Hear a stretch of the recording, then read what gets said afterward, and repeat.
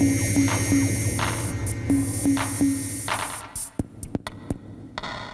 we have a Yamaha MT8X multitrack cassette recorder. I'm going to take it apart more or less completely, show you how to get access to anything you might need to repair, no matter what the repair is with your own unit. This particular one's a bit noisy, motor's a bit noisy, apparently there's noise in the headphone socket, got some unresponsive buttons, so I'm going to place some tactile switches. Just give it a once over for its owner, Mike Oak. Thanks Mike for trusting me with your machine. If you've got one of these, probably the most likely thing you've got wrong is it just needs a belt change. So I will work towards getting the cassette player out, but because I'm going to be taking it apart later on, I will just take all the knobs off the front here. Let's make a mental note of what colour of knob goes where. These are going to pull off from the front, so you can see that this kind of greyish plastic, except it's turned yellow, that, is it golden? I don't know. But anyway, that applies to all these gain controls here, and also these larger group controls here are that colour. Green for all the EQ controls. These auxiliary send levels would have originally been a blue plastic, they now appear grey. These pan controls, they appear orange, but they would originally have been a sort of bright pink. Yeah, it looks like originally the level controls for these auxiliary returns were also blue. Got a red control for the monitor, headphone level, and this is just a plain black one for the pitch control. It seems like these are all going to come off pretty easily by hand, so I'm not going to need to use any kind of particular tool or anything. I think any of these push buttons come off from the front. I wonder about these Q level controls. Yeah, they're going to come off from the front as well. They're all sort of reddish. Alright, I'm going to just go off screen and take all of these off. When we come back, we'll have a look at removing the screws from the underside and the back to get this all open. From the underside here, we're going to need to remove two kinds of screw. 6 like this. So what's that? Maybe that's more like 6 centimeters long, maybe 3.5 centimeters of which is this wide ferrule. So it's going into plastic in there. It's accepting your sort of largish standard sized crosshead or Phillips head screwdriver. The recesses for those are indicated by white tape. So we've got 1, 2, 3, 4, 5, 6. Let's note at this time that there's a couple of holes that are just for plastic mounting post standoffs, whatever. There's no screws in there. And then all the other holes which I've highlighted using red tape, so 1, 2, 3, 4, 5, 6, 7. All those holes contain screws like this, so maybe about 1.5 centimeters. Same wide ferrule, wide gap between the ferrules I should say, and taking the same size of screwdriver. In addition to that, you can see that the door on this one is broken, but there's 2 screws actually inside the door. Let me turn that around so you can see properly. One hole here and one hole here. Same sort of ferrule and everything, but even shorter, like less than 1 centimeter long. There's 2 inside there. And with all of those removed, then you can tip it forward like so. And maybe get a better camera angle and something to prop this open before I start unplugging any of these connecting cables, so we can get these 2 halves separate. This is pretty heavy, it's not going to stay propped open with a rolled up bit of cardboard, which is what I normally use, so I just have to hold it with one hand. By the way, some of these videos I'm tearing apart units that I've worked on a whole bunch of times. This is the first time I've ever opened one of these. So let's have a look. A connector here. One here, just working from right to left really. Here, here, and here. And what I need to watch for is disconnecting ones where the number of pins on the connector are so similar that I might get them mixed up and they're also the same length. Right, that's wedged itself into something just off screen, so I'm probably okay there. Yeah, I mean you can see that one of those has got one more pin than the other, so the likelihood of me getting those 2 mixed up is actually pretty low. A couple of black cables going into a connector here. When I'm pulling these out, you know, I'm putting pressure on the plastic connector itself rather than the cables going into it, so I don't end up ripping the cable out of the crimp pins. Is this the same length as anything else? Yeah, these have all got different pin numbers, so I should be able to just match them to the correct pin number.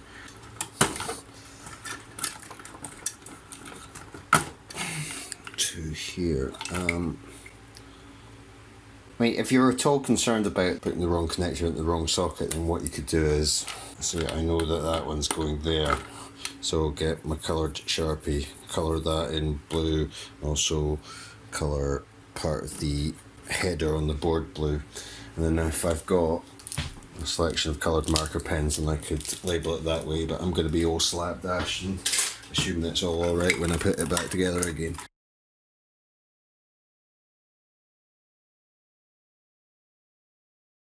Okay, that's everything that terminates in a header. We can see there's a metal chassis here that's acting as a central point, so all the points that are meant to be chassis ground are all connecting here. Of these, we can see that, in fact, both of these are connecting under the same screw here. So, yeah, it's 1 centimetre long, same type that we had before. Right. Is that everything? No, not quite. So we've got another clump of wires coming from, presumably from the transport control. So 1, 2, 3 connectors there. Yeah, they're all different lengths, so we won't get them mixed up. And where's this going? One ribbon cable is appearing underneath here. Let's lean this against here and unscrew these two, see where that's going.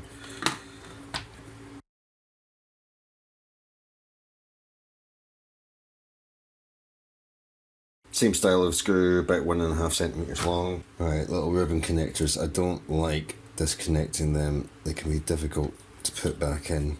Look here, we can see that this headphone, I presume that's the headphone socket. I'm not actually familiar with this machine, I haven't really used it much, but I mean that, you see that wiggling around? Those shoulder pads are completely fucked. Oh, in fact, there's a header at this end. Sorry, you probably couldn't see that, but there is a connector and header at the other end. It's the only cable that doesn't connect that way, but it's good to remove this anyway, because I can see that the headphone socket is screwed at HP for headphones. That's clearly what that is. But yeah, that's the only cable connecting the two halves of the unit, where the header and connector is on the upper side as opposed to the lower side. And so there we have it, the upper part of the unit is now separate. While I'm still in this camera angle, let's get this big wad of cables coming from the magnetic heads, separate those. So I'm just lifting them up from these little kind of cable tidy things that are built into the board here. There's another pair of them, grouping them all together here. So I can see a little potential to get these mixed up. There's a little bit of colouring. I'll show you this closer up later on in the filming. But beside the header it says GY/WH, so it's saying it's grey and white. So you can see that the cable going into there is grey without white. I mean, what is that? Shrink wrap on it. So you've got white, blue, red and black shrink wrap going with grey and white cables. So after we unplug these, that's how we're going to know which of these go into which socket. Now, some of these wires coming from the magnetic heads are pretty fragile, so I'm making sure that I'm pulling on the plastic, not on the cable itself. But if I'm going to change belts or scrutinise the cassette player in any way, then I prefer to have all the cables disconnected. You can sometimes put the unit off to the side without disconnecting all the cables, but this is what I usually do. Oh, missed one. So that's all the magnetic heads disconnected. I'll just pull that forward a little bit. There's a common ground connector coming from the underside of the chassis of this cassette player here, going there. I think I'll disconnect it at this end, that's going to be a bit more obvious about where it goes back. Right, now we're looking for cables that get the power and the data into the control board. So maybe that's just these two connectors here. It probably wasn't all that obvious. They're basically under here. They're both completely different lengths. That's going over here to transport. I think that's probably it.